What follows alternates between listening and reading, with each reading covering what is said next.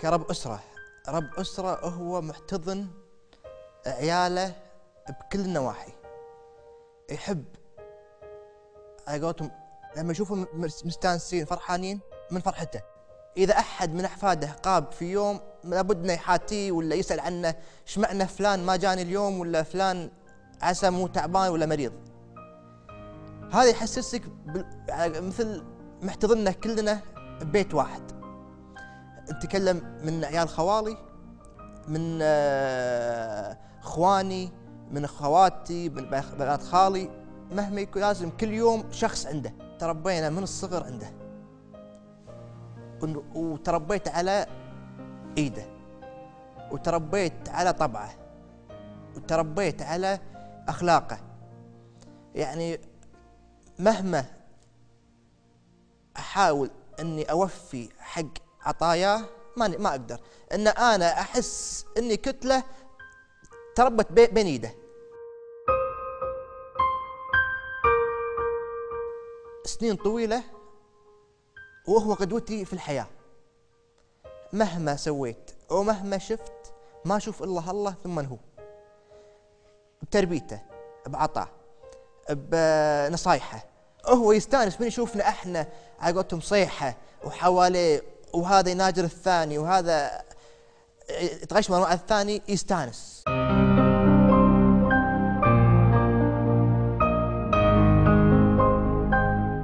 اجواء في السفر غير عن اجواء سياسيه. يعني انا واحد من احفاده، من ادش عنده البيت ولا بسفر غرفه يعني اسافر معه، انسى شيء اسمه سياسه. سفراتنا منقوليا قنص، نروح امريكا فرضا، يغير جو في امريكا، المغرب نقنص، خلاص هذا ننسى المود مال السياسه كلها.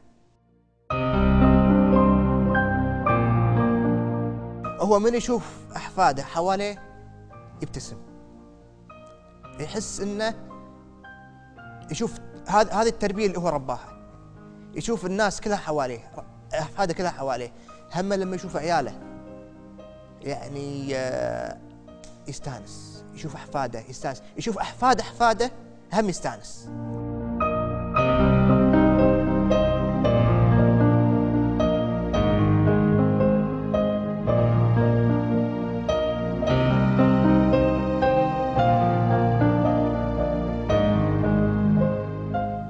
ان كلنا نكون حواليه.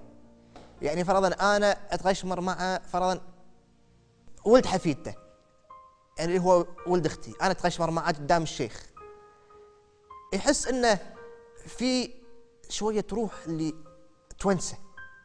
يعني حتى لما اودي انا بناتي هو يغشمرهم، يضحك معاهم، يشتري لهم العاب، يشتري لهم، يعني قد ما يقدر انه يعيشهم مثل ما عيشنا احنا.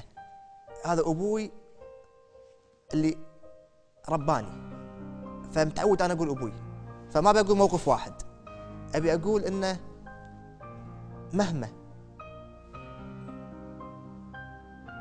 مواقف صارت معاه، مواقف حلوه، مواقف مو حلوه، زين، لي الشرف اني موقف يكون معه. يعني معناتها بالعربي مهما صار اشوف ابتسامته بوجهه تسوى ان الدنيا ما فيها. لقب قائد انسانيه، احنا كنا نشوفه قبل اعطونا اللقب. انا كنت موجود يوم اعطوه اللقب في امريكا، كنت حاضر معاهم في التكريم. من قبل التكريم كان يقول ان مهما سويت حق شعبي ولا حق اسرتي ولا حق الناس، هذه كلها تنحسب على الكويت، ما تنحسب على شخصي انا.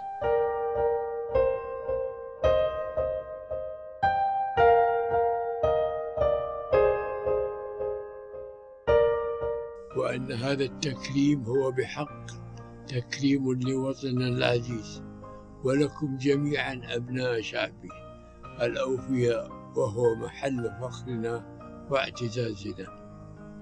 كم وحدة اللي بقول له إياها الناس كلها تقولها، زين، وهم الآن اللي حفيده راح أقولها سمع وطاعة.